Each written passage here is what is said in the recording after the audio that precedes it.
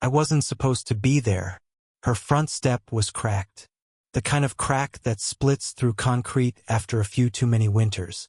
I noticed it the last time I dropped something off for my ex. Thought I'd come back with sealant. Thought it might fix more than just the concrete.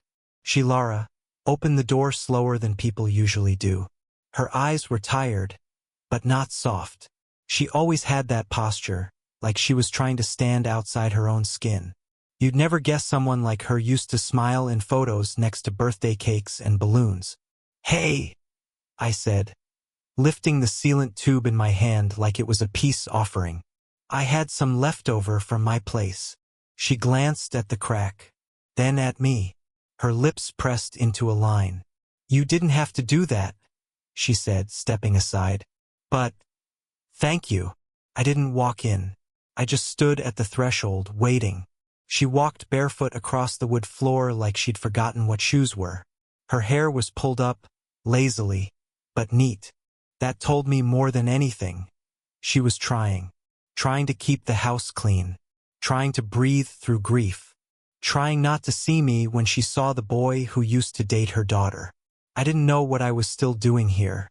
Maybe fixing the step was a good enough excuse. Maybe I wanted to see if she remembered me as more than just the one who got left behind. We hadn't spoken since the breakup. She'd texted me once. A short, "Sorry." She didn't handle that right. I never replied. Maybe we both felt the thread between us even then. I crouched and started working on the concrete.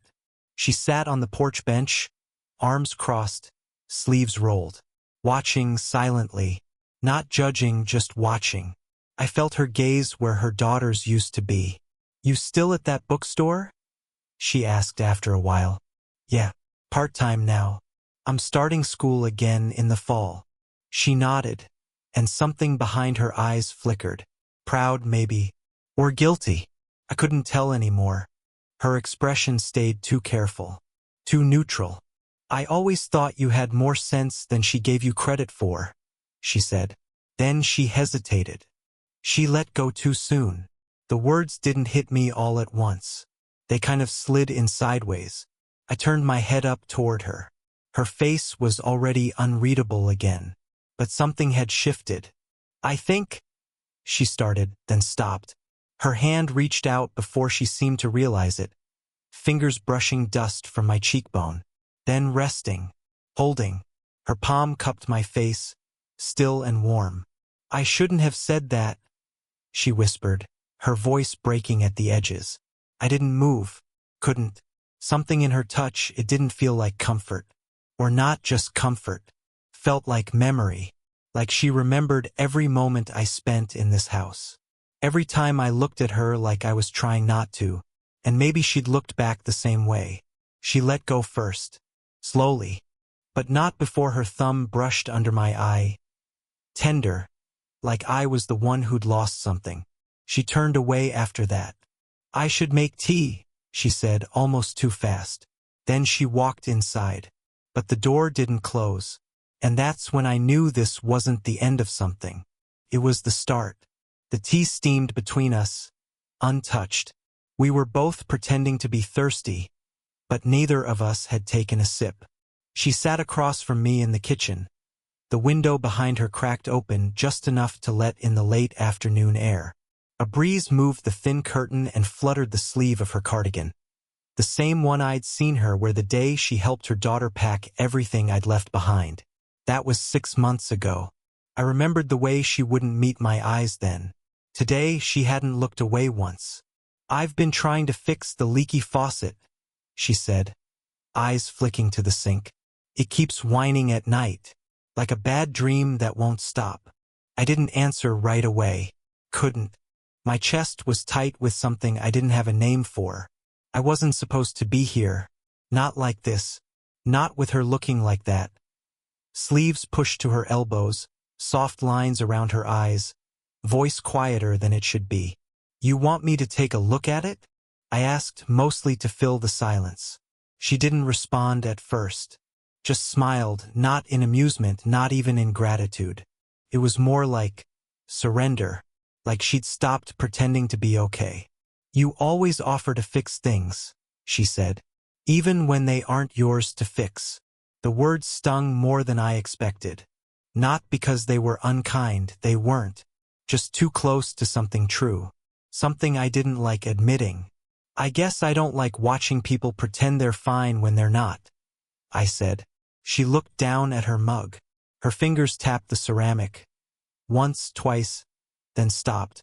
That's why I liked you, you know? I blinked. What? She looked up again, more steady this time. Back then, you paid attention. You noticed things no one else did. I used to wonder why she couldn't see what you were really offering her. My heart kicked once, hard. You liked me? I asked, unsure if I was pushing too far, or not far enough. She shook her head softly, but it wasn't denial. I still do, she said, which is complicated. Her eyes were clearer now, not guarded, but open in a way I hadn't seen before. And it scared me, because suddenly this wasn't a passing moment. This wasn't tea and a loose faucet and a cracked front step. This was something pulling loose from the walls. I didn't speak. I couldn't trust what might come out. The part of me that still felt too young, too out of place, was drowning in her voice, in her restraint. She reached across the table and touched my wrist. Just a light touch, not a grab. But her fingers stayed. Can you stay a little longer? She asked. My pulse thudded under her hand, and I didn't move. Her fingers were still on my wrist when the kettle clicked off behind us. Neither of us moved. It was quiet again. The kind of quiet that feels intentional, like something's been put on pause. I finally pulled my hand back, careful not to be abrupt. But she didn't flinch. She just let her hand fall to her lap like she'd expected it. Like she'd already decided this would end before either of us got lost in it. I should head out soon, I said, even though I didn't stand. She gave the smallest nod, eyes tracing the rim of her mug. Right? You probably have somewhere to be. I didn't. Her words weren't passive-aggressive. They were worse, sincere. She was trying to protect something that had already started slipping through her fingers. I stood anyway. Not because I wanted to, because I had to. My body was smart enough to know I'd sit back down if I didn't move right now. But when I stepped toward the sink to rinse out my cup, she followed. I'll do it, she said quietly, reaching for the mug in my hand. Her fingers brushed mine. Not in the accidental, impersonal way that happens between strangers, but with a slowness, a pause. Our hands stayed touching a second longer than they should have. Her nails were short, her fingers warm. My throat felt dry in a way water wouldn't fix. Then a knock. 3 soft raps on the front door. She stepped back. Fast. Her hand dropped. Her posture straightened. That might be. She didn't finish. She looked toward the hallway like it might give her time to breathe. I stood frozen, the mug still in my hand. I didn't ask who it was. I already hated them. She left the kitchen without saying anything else. I heard her voice at the door. Polite. Casual. But I couldn't make out the words. I set the mug down too hard in the sink and winced at the clatter. My hands were shaking. I was leaving. That's what I told myself again as I leaned on the counter and stared at nothing. But then I saw it. A small framed photo tucked near the window. One I'd never noticed before. It was me. Well, me and her daughter. But I wasn't looking at her in the picture. I was mid-laugh, head turned toward Laura, who had just stepped into frame, out of focus. And she was looking back at me, like she'd always been there, even when I hadn't seen her yet. Her voice floated back into the room. He just dropped something off. Nothing important. Whoever it was. She was already pushing them away. Then she returned. Her eyes landed on me, and in that second, I knew she could tell I'd seen the photo. She opened her mouth like she wanted to explain, or deny, but didn't. Instead, she said softly, "Do you remember that day?" I nodded. Her eyes didn't leave mine. "I do." And everything unspoken pressed against the space between us. I was one step away from saying her name. Not Mrs. anything, just her name. And that would have been the point of no return. I followed her into the living room without thinking. It wasn't like I'd been invited, but there was something in the air, heavy, electric, and neither of us could pretend we didn't feel it anymore. She didn't sit, just stood near the fireplace, arms folded, like if she wrapped herself tight enough, she could keep everything inside. I stayed by the hallway, hands in my pockets, afraid that if I moved any closer, something would snap. "I didn't mean for you to see that picture," she said finally, voice low. "You kept it," I replied, almost too quickly. Her eyes flicked toward me, not startled, just tired of pretending. "I keep things I don't know how to throw away," she said, and her voice cracked, just a little. I didn't know what to say to that. My chest felt full and hollow at the same time. "She used to talk about you like you were temporary," she added. "Like you'd go away once she got bored." I swallowed. "I wasn't temporary." "No," she whispered. "You weren't." That silence after her words, it was the kind that felt physical. Like we were both standing inside it, trying not to break anything. "I shouldn't have let her treat you like that," she continued, still not looking at me. "You were good to her. You stayed up with her when she was sick. You fixed things around here when no one asked you to. I saw all of it. Then why didn't you say something?" I asked, not to accuse, but because the ache in my throat needed to be heard. Her eyes met mine now, dark and unguarded. "Because I was already noticing too much," she said. The words hung in the air like fog. I stepped closer, slow, unsure. "What did you notice?" Her breath caught just barely, but I heard it. She didn't step back. "You," she said almost inaudibly. "The way you looked at her. The way you looked at me when you thought I wouldn't see." I froze, and she didn't stop there. "I hated it, and I needed it. And then when she left you, and you stopped coming around, I missed you more than I was supposed to." My hands trembled in my pockets. I stepped closer again, almost to her now. "I think about you," I said, the words dragging out like a secret. "Not like I should, not like I'm supposed to, but it doesn't stop." She looked at me like she wanted to believe I didn't mean it, like it would make everything easier. But she knew better. She took a breath like she might say something else, but didn't.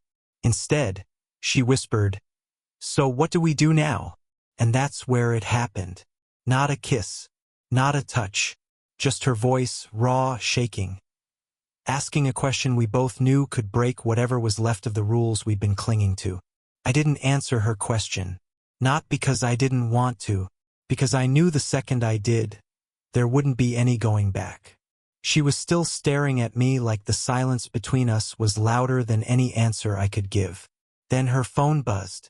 Loud, insistent. She looked down at the screen, paused. Her face changed, not panic, but something close. Her jaw tensed. "It's her," she said quietly. "My ex." Of course it was. She didn't answer, just turned the phone face down on the table, as if ignoring it might keep the past from leaking into the room. "Why would she be calling you now?" I asked before I could think better of it. My voice came out sharper than I meant. She hesitated, then sat down, not on the couch beside me, but on the edge of the armrest, like she didn't quite trust herself near me anymore. "She's coming home," she said finally. "She texted earlier, said she missed this place, missed me, missed you." I blinked. "She what?" "She said she made a mistake," Laura added, more gently now. "That she's been thinking about you. That she wants to see you again." My stomach twisted, not with longing, with something colder, older, and Laura could see it. She watched my reaction like she was bracing for something. "That's not fair," I said. She disappeared. She didn't even say goodbye. She just blocked me like I never. "I know," Laura cut in. "I know what she did." I stood, pacing now because sitting felt like suffocating. "And you just waited? For her to decide when she cared again?"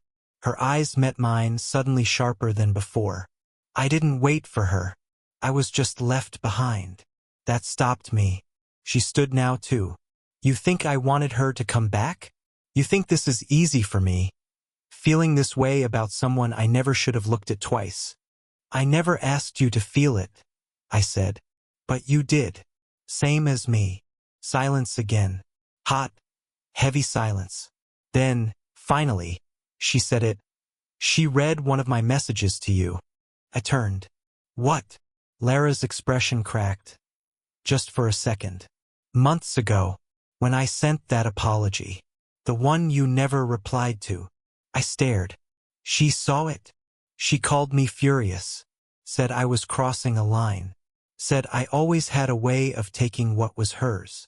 The words hit like ice water. My heartbeat pounded in my ears. She accused me of wanting you, she added softer now. Of always wanting you. I stepped toward her. And did you? Her eyes didn't flinch this time. Yes. My breath caught. And before either of us could say anything else, before the world could settle, there was a knock at the door. 3 sharp knocks. Same rhythm as last time. But this time Lara didn't move. She didn't say that might be her. She just stared at me, waiting. She didn't flinch at the knock this time. Neither did I. We just stood there, caught in the stillness after too much had already been said. I could have opened the door. Maybe it was her, my ex. Maybe not. It didn't matter. What mattered was Lara wasn't pretending anymore. Not hiding behind politeness or guilt or that careful distance she'd wrapped herself in for months. She was just standing there, in front of me, real. I didn't reply to your message, I said finally. Not because I didn't want to. I read it 100 times. Then why didn't you? Her voice was quiet, but not weak. Because I didn't know what I wanted back then. I thought I was just trying to get over her. I admitted. But every time I came around, it wasn't her I was looking for. She blinked slowly, like she needed a second to believe it. Then who? You, I said. Always you. Lara let out a sound. Not quite a sigh, not quite relief, and turned away, pressing her hand to her mouth like she needed to hold something in. You were the only part that ever made sense, I added, stepping closer. Even when everything else fell apart. She turned back, eyes wet. You think this makes sense now? No, I said, a half smile breaking through. Not at all. She laughed then, short, messy, honest. The kind of laugh that comes out of nowhere, just to keep from crying. I'm older than you by 20 years, she said. I've known you since you were just a boy hanging around my kitchen. And I haven't been a boy in a long time. She nodded, slowly. I noticed. Her voice trembled at the end, and something in my chest cracked open. I don't care about the rules anymore, I said. Not hers. Not the ones we made up to stop ourselves from feeling this. She walked toward me, not dramatically, not rushed, just close enough that we were standing in each other's space. Tell me the truth, she said. If I asked you to walk away now, to forget this, would you? I looked at her, the woman who had seen me in silence, held me in glances, fought her heart every time I smiled at her too long. No, I said. I wouldn't. Her hand found mine, slowly, like she was still giving herself one last chance to pull away. But she didn't, and neither did I. The knock came again, louder this time, but the sound felt far away now. Lara looked at the door, then back at me, and she didn't whisper. She said it out loud this time. Not just that night. Not just in the kitchen or by the cracked front step or on the edge of a moment we couldn't name. I stayed through the guilt, the awkward mornings, the questions neither of us knew how to answer. I stayed when the world started creeping in again, asking for explanations we never gave. She didn't open the door that night. Whoever knocked eventually walked away. We never spoke about it. Not directly. Not once. My ex did text me a few weeks later. Short. Strange. Like a trial balloon for something that never took off. I didn't answer. Lara saw the message light up my phone across the kitchen counter. I looked up at her, ready to explain. She just shook her head and kept stirring the soup. We didn't owe her an ending. Not when we were finally writing our own beginning. It wasn't perfect. We had to relearn who we were without the masks we wore when we met. She wasn't someone's mother anymore. I wasn't someone's ex. And when we argued, because we did, it wasn't about the past. It was about furniture, grocery budgets, the small things that meant we were building something real. There was a night I came home late, soaked from a thunderstorm, and found her asleep on the couch, glasses still on, book open across her chest. I stood in the doorway for a long time, just watching her breathe. That's when I realized what had really changed. It wasn't that I fell in love. I think I always had. It was that she finally let herself be loved back. And maybe that's the hardest part for someone like her. Someone who always carried other people's weight. To be seen, to be chosen, and to believe it's real. I saw the cracks in her long before I ever touched her. I didn't fix them. I just didn't look away. And she did the same for me. We still get looks sometimes. People try to do the math. Try to figure out if I'm a lost son or she's a second wife. Sometimes Lara teases them with a smirk. Sometimes she doesn't care enough to notice. The truth is, the rules never really fit us. We didn't break them to be reckless. We broke them because they weren't written with people like us in mind.